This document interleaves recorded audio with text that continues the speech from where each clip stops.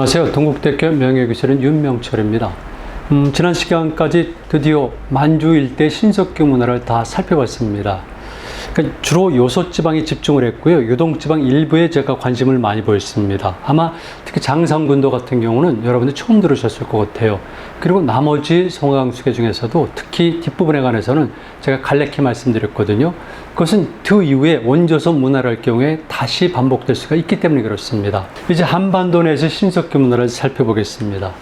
한반도는 용어를 싫어하지만 어쩔 수 없이 제가 사용할 수밖에 없네요.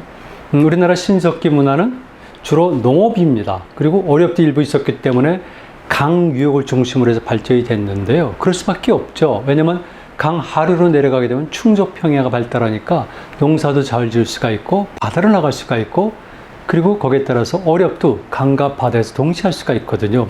그래서 주로 우리나라 신석기 문화는 강 하류에 많이 발달했습니다. 그리고 몇 가지 일단 말씀드리고 구체적으로 넘어가는데요. 가장 대표적인 것이 바로 두만강 하류의 서팡 유적입니다. 여기서는 다른 데서 마찬가지로 조개 껍질로 만든 반달칼도 발견됐고요. 그리고 영도 동섬동 유적은 유명하죠. 강릉시 포남동 유적도 유명한데 이런 것들은 전부 다 역시 농경 문화를 입증하는 유물들이 많다는 겁니다. 어쨌든 신석기에 들어와서 전 지역에서는 이렇게 농경과 연관된 유물들이 발견이 되고 있습니다. 그런데 한국의 반달형 돌칼들 있지 않습니까? 여러분들은 보통 반월형 속도라고 배우셨죠? 근데 이것은 요소지방과 요동지방을 나눌 때 우리는 요동지방과 더 가깝다고 보는 것인데요. 근데 우리 학자들의 견해인데 실질적으로 반달형 돌칼은 기능적 관점에서 보는 것이 옳습니다. 그러다 보니까 중국에서도 벼농사가 최초로 시작됐다는 중국의 절강성 허무트라든가 그 앞바다의 주산군도라든가 이런 지역에서 발견된 돌칼과 그 다음에 북상하면서 요동을 거쳐가지고 쭉 우리들 거쳐가지고 일본 열도까지 이어지는데요. 스타일의 차이가 있는 거지만 기본적으로는 거의 유사한 형태를 띄우고 있습니다. 그래서 신석시대에는 모든 연안에서 조개잡이가 시작되고요. 먼 바다로 나갑니다. 그래서 유적들을 보면은 나중에 구체적으로 말씀드리겠지만 큰 틀 속에서만 보더라도 명태라든가 고등어, 꽁치, 조기 이런 것들을 많이 잡았고요. 특히 부산의 동삼동 배청은 유명하지 않습니까? 여기서는 폐류들과 함께 사실은 여기서 고래뼈도 발견이 되고요. 상어뼈도 발견되고요. 그리고 도미 삼치뼈도 발견이 돼요. 그러니까 동삼동 폐청은 정말 중요한 것입니다. 동삼동 폐청은 지금은 다 묻혀졌고요. 현재 가보게 되면 팻말과 함께 넓은 공터만 있어요. 그리고 그 앞에 해양대학교 있는 조도가 있고요. 그리고 옆에 보면은 해양박물관을 만들어 놓은 것이죠. 자, 북한사학은 우리나라 신석기를 어떻게 보고 있을까? 총 올려보고 있어요. 그래서 서기전 4000년대부터 1000년대 초까지를 일단은 신석기로 보고 있는 거죠. 그래서 초기, 전기, 후기, 말기 4단계로 구분하고 있는데 이 기원이 점점 올라가는 형국을 보이고 있어요. 그리고 더 중요한 사실인데요. 이거는 남한 사학계와 분명히 다른 점입니다. 그래서 어느 것이 옳다고 말할 수는 없는데요. 북한은 분명합니다. 신석기 문화는 구석기 시대 문화를 바탕으로 신인 단계의 사람들에게 핏줄을 잇대고 있는, 보세요. 조선 옛 유형 사람들에 의하여 창조되었다. 이때 조선 옛 유형 사람들이란 말이 북한의 역사, 개통성, 그리고 정통성을 주장하는 북한 사학의 가장 핵심되는 단어가 되어 있는 거죠. 조선 옛 유형 사람들에 의하여 창조되었고, 그리고 이것은 중국이라든가 일본들과는 좀 차이가 많다. 이렇게 주장을 하는 겁니다.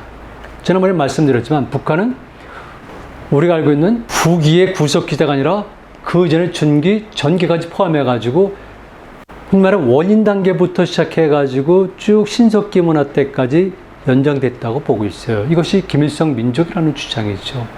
그래서 얼핏 듣기에는 상당히 바람직한데 세계 학계에서도 일반적으로 구석기 시대인들은 돌아다니는 국제인이기 때문에 직접 어떤 집단의 기원을 보지는 않아요. 신석기 시대 때 들어와서 비로소 정착을 하니까 북한의 주장은 다소 무리가 있다는 거죠. 그리고 그들은 신석기 활동 모델을 유화를 중심으로 한반도, 요동반도가 같은 문화권이다. 이렇게 주장을 하고 있는 겁니다. 자, 그렇다면 당연히 그 이후에 계승된 원조선도 현재 우리가 알고 있는 요동지방과 한반도 북부를 하나로 한 문화권이라고 주장할 수가 있는 것이죠. 주로 연구성과를 중심으로 해서 나눠보면요. 첫 번째는 압록강 유역과 서만 주변을 살펴보도록 하겠습니다. 제가 분명히 말씀드리잖아요. 압록강 위협과 서한만이라고. 이거는 제 이론인데요. 강과 바다는 같이 봐야 된다는 것입니다. 강 따로 바다 따로가 아니라 강과 바다는 같이 본다. 그래서 압록강 위협과 서한만 주변 이렇게 보는 겁니다. 그래서 압록강 중류지방에선 여러분들 알고 있는 홍강 이런 지역들은 당연히 훗날 고구려의 기본 토대가 되는 것이죠. 여기에서도 신석기 문화들이 발달이 됐고요. 그 다음에 그 밑으로 내려와서 홍강 지역에서도 역시 많이 발달이 된 겁니다. 그리고 압록강을 딱 건넜을 경우에는 평안북도가 나오는데 상원군 용곡리 석햄동굴 유적은 구석시대 유물인데요. 그런데 다시 거기서 보게 되면 1호 2호 동굴에서는 신석시대 유물들과 동물 화석들이 출토가 되고 놀라운 것은 예술품도 출토가 된다는 겁니다. 그렇다면은 분명히 말씀드리지만 압록강을 사이에 두고 압록강 하류와 서한만 있다면은 그 직전에 후화 문화도 있지만 좀 내려오게 되면서 이렇게 이 지역에서 신석기 문화가 발전했구나 할 수가 있는 거죠. 그리고 조금 더 내려오게 되면 유명하죠. 뉴스에도 여러 가지 북한 내부 사태로서 많이 알려진 지역인데 용천입니다. 그런데 여기서 이 지역을 보니까 특기할 만한 것들은 이렇게 번개무늬의 토기들이 등장한다는 것이죠. 자, 주변에 있었던 다른 무늬와 달리 번개무늬 토기가 등장한다. 이런 겁니다. 그리고 여기에는 대표적인 것이지만 신석기 시대 토기 그러면 미성리 토기라고 그러는데요. 이런 토기들도 많이 발견이 되고 있는 겁니다. 지금 보여드린 이런 지역들은 압록강 바로 이남 지역이기 때문에 현재 압록강 이북의 지반이라든가 환희라든가 이런 지역과 거의 동일한 문화권이라 보면 됩니다. 자, 두 번째 동쪽으로 넘어갑니다. 두만강 유역과 동안만인데요. 보이스만 문화라고 있습니다. 보이스만 문화는 두만강을 넘어가게 되면서 육지가 나타나고 다시 안쪽으로 쭉 해서 처음 등장하는 만이 있는데 그걸 보이스만이라고 그래요. 국과학적으로 굉장히 중요한데 여기는 보통 서기전 4,500년에서 3,000년 전 그러니까 5,000년에서 6,000년, 7,000년 정도까지 유적이거든요. 이게 굉장히 유명해요. 그리고 그 아래 금곡 유적은 저보다 좀 늦지만은 역시 같은 건입니다. 그래서 두만강 하굴 사이에 두고 여기에 동안만 있으면은 위에 보이스만부터 해가지고 북쪽으로 쭉 올라까지 올라가는 겁니다. 그리고 남쪽으로는 여기를 통과해가지고 쭉 해서 서포항을 거쳐서 남쪽으로 내려오게 되는 것이죠. 이 동안만 지역이 굉장히 중요해요. 그런데 여기 보면 놀라운 사실인데요.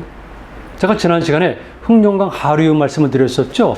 그때 말레이시아 문화가 있는데 이 문화가 조금 전에 말씀드렸던 연해주 가장 남쪽이죠. 두만강 바로 이쪽에 보이스만 문화 그리고 한경북대 서포항 유적을 비롯한 동해안과 연관성이 있다는 겁니다. 그래서 말씀드렸듯이 이렇게 흑룡강 하류 지역부터 연해주 북부 남부를 거쳐가지고 두만강을 거쳐가지고 동해 중부를 거쳐 남쪽까지도 쭉 연결이 되고 있어요. 다시 볼게요. 신석기 시대 후기인 자이선어 북한 문화가 결국은 제주도와 연결된다는 것이죠. 어떻습니까? 그러면 우리 선사시내의 문화의 활동 범위를 다시 볼 수 있겠죠.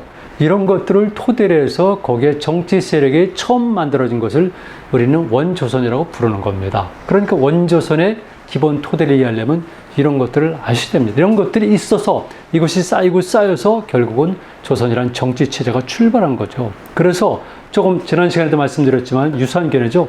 에가미 나미오가 누굽니까? 에가미 나미오가 바로 1947년도에 기마민족 정복 국화서를 발표했고요.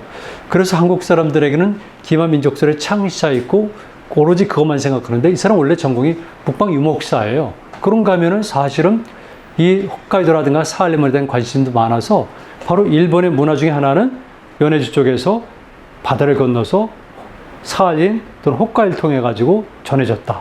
이런 주장도 하고 있어요. 사실은 에가미나면은 이것뿐만이 아니라 일본 문화는 중국 양자강 하구의 문화가 바다를 건너서 직파되었다는 과감한 주장도 내세우고 있는 거죠. 그래서 여러분들의 생각과는 달리 에가미나면은 기마민족 국가설뿐만 아니라 그 이전에는 이렇게 장강유역설과 그 다음에 이렇게 연해주설과도 연결되는 주장들을 하고 있다는 겁니다.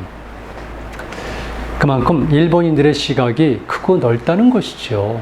우리도 그런 건 본받을 필요가 있어요. 이제는 반도적 시각, 아니면 한반도와 남만주일 때 보는 것이 아니라 동아시아 전체, 그리고 나아가서는 시베리아까지 포함하는 이런 거대한 범아시아적 시각에서 우리 문화의 흐름을 볼 수가 있어야 됩니다. 제가 그림을 가져왔는데요. 실질적으로 이 그림은 신석기 문화 연관된 것이 아니라 그 지역의 자연환경을 보기 위한 것이거든요. 여러분들이 보는 것처럼 백두산에서 출발해가지고 이렇게 오다 보니까 바로 훈춘 있고 방천이라는 곳이 있어요. 그리고 여기가 보이스만이고요. 그 다음에 여기가 이제 우리가 있는 동안만이죠. 방천. 한번 말씀드렸어요. 천을 방어하는 곳. 나진. 여기는 나진이죠. 그리고 여기 있는 것이 바로 지금은 러시아 땅이 된 녹둔도입니다. 녹둔도 문제 때문에 쓰는 그림을 제가 보여드리는데 이게 현재 두만강 하구와 동안만의 상황입니다. 방천. 여기에 러시아와 북한이 있는 다리가 있거든요. 바로 여기에. 그래서 중국은 동해를 진출할 수가 없어요. 이게 큰 한이죠. 1860년도에 말 그대로 베이징 지역을 통해서 완벽하게 연해질 때를 빼앗겼거든요. 40만 평방킬로미터가 완벽하게 러시아 영토가 돼버린 겁니다. 그래서 중국이 동해로 진출하기 위한 활로를 찾다 보니까 바로 이 낮은 선봉지구에서 시작되는 나선왕 부두 건설에 적극적으로 참여해서 1부도와 5부도, 그래서 50년간 조퇴했다는 얘기가 나오는 겁니다. 그만큼 역사는 늘 현실과 직결되어 있는 것이죠. 자, 남쪽으로 내려오니까 이제는 문기 굴포리 서포항 유적입니다. 가장 대표적인 것이죠. 여기는 정말 많은 유적과 유물이 있습니다. 그런데 대표적인 것은 바로 여기 사기층에서 흙으로 만든 조상이 나온 거죠. 그래서 풍요 다산을 비는 신이라고 보고 있습니다. 그리고 대체적으로 4,000년 전부터는 두만강 유역에서 콩이 재배됐다는 것을 확인할 수가 있죠. 우리 민족이, 이란 말이 적당할지 모르겠죠. 우리 조상들이 인류 역사에 큰 공헌을 한 것인데 그 중에 하나는 바로 콩입니다. 우리가 옥수수라든가 아니면 고구마라든가 등등 이런 것들은 남미에서 도움을 받았잖아요. 근데 콩은 바로 우리입니다. 중국 사람들은 중국이라고 그러지만 실제로 그건 중국이 아니라 원래 우리죠. 그래서 우리가 인류에게 콩이란 재배 작물을 보급한 겁니다. 증거들이 여기 있는 거죠. 그 밖에도 나진 앞에 초도 지역에서는 1949년에 폐총을 발굴했는데 거기서 이런 것들이 나와요.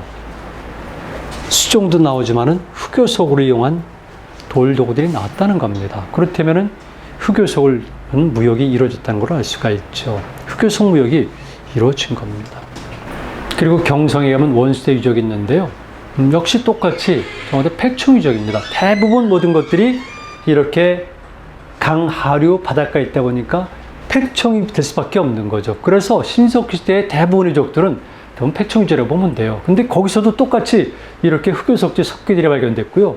그 다음에 토기들이 발견됐는데 전나무 입갈문이라는 표현이 독특하죠. 그리고 번개무늬 토기들이 발견이 된 거예요. 이렇게 해서 신석기 문화가 이 지역에서 매우 발달했고 역시 밑으로 내려오면 청진 지역에서도 똑같이 발견되는 겁니다. 자, 이렇게 해서 압록강하구와 서만을 보고요. 다시 두만강하구와 동안만을 본다면은 서쪽으로 와서 유명한 대동강 유역을 봐야 되는 거죠. 대동강. 제가 말씀드렸죠. 원조선 문화가 그랬을 경우 일산, 이해, 삼강론이라고. 그때 삼강은 요하, 그리고 대동강, 송화강. 이 대동강입니다. 북한에서는 얼마나 대동강을 중요시 여기는지, 대동강 중심성을 강조하는지 소위 대동강 문화론을 주장하거든요. 그래서 심지어는 인류의 5대 문명권 중에 하나라고까지 주장을 해요. 그만큼 대동강 유역을 엄청나게 의미를 부여하고 있는 겁니다. 그래서 북한 역사학에서는 대동강 유역에서는 홍산 문화의 고유한 현상들이 짙게 나타난다. 그런데 나머지 지방에서는 그런 문화 현상들이 심해진다. 그러니까 대동강 유역과 홍산 문화는 깊이 연관이 되어 있구나. 이렇게 얘기하는데 그렇다면 어디가 더 중심이 될까? 그건 중요하잖아요. 홍산 문화가 더 중요했을까? 아니면 대동강 유역이 더 중요했을까? 북한은 대동강 중심성을 강조하는 거예요. 그리고 이제 그 밖에도 궁산 문화는 유명하죠. 일기층이 서기전 4,000년 전 후반기의 것이죠. 여기서도 많은 것들이 발견됐는데 특히 여기서는 준호, 대구대 생선뼈가 같이 발굴됐으니까 수렵과 그리고 어업을 같이 했다. 이걸 알 수가 있죠. 금탄 유적 마찬가지입니다. 평양시 바로 밑에요. 보면 남강 유적인데 역시 여기도 보면 신석시대와 청동시대 유적이 같이 있는데 토기에도 이렇게 특별한 입갈리 무늬 토기들이 발견이 되는 거죠. 그 밖에도 많은 유적들이 있습니다. 자, 네 번째인데요. 예성강으로 넘어갑니다. 예성강 황해도일대인데 지탐리 유적은 여러분들이 잘 아시는 것처럼 황해부터 봉산군에 있고요. 우리나라에서 이를테면 농경문화 그랬을 경우에 반드시 등장하는 것이 바로 지탐리 유적이에요. 약 6,000년 전의 것이죠. 여기가 1기층이고요. 그리고 2기층에서는 다시 좀 늦지만은 많은 것들이 발견되고 있는데 다 농경과 연관된 것들, 돌보습날 이런 것들이죠. 이런 것들이 발견이 되는 거고요. 집토 유적지에서는 화덕자리도 발견되고, 그러니까 완벽하게 정착상으로 갈 수가 있고, 그리고 거기에서는 빗살무늬 토기도 발견되고, 그 다음에 조, 피, 수수 같은 곡식도 발견이 된 거죠. 그래서 이 지탐리 유적을 통해서는 우리가 완벽하게 신석시대 농경문화 단계에 돌입했구나, 이걸 알 수가 있는 거죠. 그래서 유명합니다. 그 다음에 이제 근처에 있지만 봉산타초로 유명하죠. 봉산군에 마산이 유적이 있습니다. 그리고 해주에 용당포 해충 유적이 있고요. 그 밖에 몇 개가 있지만은 특히 여기가 중요해요. 온천 하골레 반월동 유적은 해충 유적인데 여기서는 다양한 종류들의 조개들이 발견된 거죠. 굴, 밥조개, 백합조개, 섭조개, 골뱅이 이런 것들이 많이 발견이 된 거죠. 그러니까 다른 것들도 있지만은 특히 중요한 것은 이렇게 다양한 종류의 조개들이 이렇게 이 지역에서 발견됐다. 황해남도 온천군이니까 사실 범경기만의 일부가 되거든요. 얼마나 어업이 발달했는가 이걸 알 수가 있죠. 자, 이제 다섯 번째 갑니다. 한강하구와 경기만 일대. 여기는 제가 말씀드린 원조선의 문명권에 들어가는 겁니다. 제가 처음부터 말씀드렸지만 원조선 문명과 원조선 문명권은 다르거든요. 원조선이라는 정치적 실체가 있고요. 그 다음에 그것을 연결시키게 된 문명이 있는데 실제로 문명의 실체가 아직은 분명히 드러나지 않으니까 제가 필드 이론, 즉 토이론을 적용해서 문명권이라는 보다 느슨한 개념으로 말씀드리는 거죠. 그래서 경우에는 지금 우리가 알 수 있는 현재 핵심이 되는 대동강 유역이라든가 요동지방, 요서지방, 그리고 송황 유역을 빼놓고 나머지는 문명권에 들어가는 거죠. 그래서 이른바 한강하고 경계만 일대라든가 또는 동해중부 이남 지역은 초기에 원조선이 성됐을 때 그들의 강력한 관리에 들어가지는 않지만 큰 틀 속에서는 문화의 연장선상이 있다고 보는 거죠. 왜냐하면 그 전에도 이미 문화는 거의 공유했거든요. 그래서 조금까지 말씀드렸던 신석규문의 특징과 지금부터 말씀드리는 즉 경기만 일대라든가 동해 중부라든가 동해 남부 그리고 제주도 이런 지역에서 발견되는 신석기 시대의 유적과 유물을 보면은 그 북쪽에 있었던 것과 상당히 유사하다는 겁니다. 그렇다면은 신석기 시대에는 역시 유사한 문화권이었구나, 이걸 우리가 알 수가 있어요. 그렇다면 그걸 기반으로 해서 원조선이 성립됐을 때는 원조선 문명권에 들어갈 수가 있다는 논리를 주장하는 겁니다. 한강하고와 경기만은 중요하죠. 적어도 한반도에 관한한 가장 중요한 핵심 지역은 경기만입니다. 왜? 경기만과 함께 한반도의 반을 장악할 수 있는 넓은 수계망을 가진 한강하구가 경기만이기 때문에 그렇거든요. 그래서 여기에는 일찍부터 문화의 흔적들이 나타나는데 구석시대도 그렇지만 특히 신석시대를 보게 되면은 강화도 하전면 삼거리에는 신석시대 유적지가 있고 그 다음에 고인돌들이 있습니다. 아주 유명하죠. 요거는 시기가 좀 떨어져요. 그리고 우도표청이 있는데 여기가 바로 유명한 장동표 씨가 발견된 겁니다. 그래서 실질적으로 한강하구인 고향 일대에서 발견되기 전까지는 우리나라 벼농사의 시작 그러면은 김포 과연리의 토탕층 그리고 실질적으로는 강화도 우도의 장동표 씨를 얘기하는 거죠. 그러니까 이미 이 지역에서는 가장 초기에 벼농사 문화가 시작이 됐구나 알 수가 있죠. 그렇다면 이 벼농사 문화는 어디서 어떻게 전달이 됐을까? 이게 중요하지 않겠습니까? 실질적으로 가장 강력한 정치체제, 고대국가가 시작되는 데는 다른 무엇도 중요하지만은 벼농사의 시작이 중요하거든요. 벼농사를 통해서 비로소 생산력이 확충이 되고 벼농사라는 독특한 생산 시스템을 통해서 전체를 조직화시키고 관리화시키는 그런 능력을 갖다 보니까 자연스럽게 정치 체제가 완성이 되고 그것이 발달하면서 국가로 진행이 되거든요. 그래서 벼농사의 시작이라는 것이 다른 동경과는 또 다른 의미를 가진 겁니다. 그런데 이렇게 여기서 장동표 씨가 발견이 됐어요. 그 밖에도 많이 있지만은 나중에 연결되지만은 단군과 관련된 설화 유적도 있고요.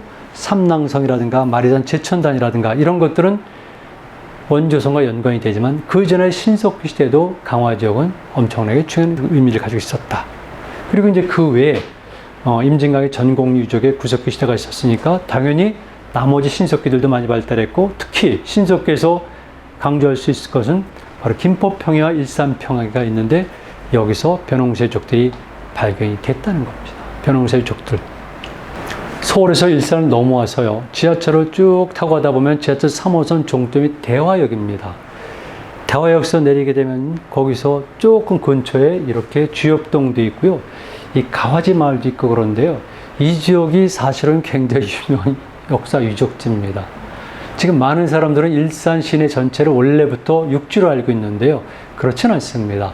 얼마 전에 대홍수 때문에 자유로가 만들어지고 그 안에 이렇게 신도시가 형성이 된 거거든요. 그래서 현재 일산의 상당히 많은 부분은 한강과 연결해 있었고요. 적지 않은 곳은 여러분들이 보시는 것처럼 이렇게 갯벌이 많이 있었고 토탄층이 발달한 곳이었습니다. 당연히 이 지역에서는 벼농사가 발달할 수밖에 없는 거죠. 그래서 발견이 되고 있어요. 주로 충북대학교와 연세대학교 많이 발견했는데 이 가와지층에서 약 5,000년 전에 벽시대를 발견했고요.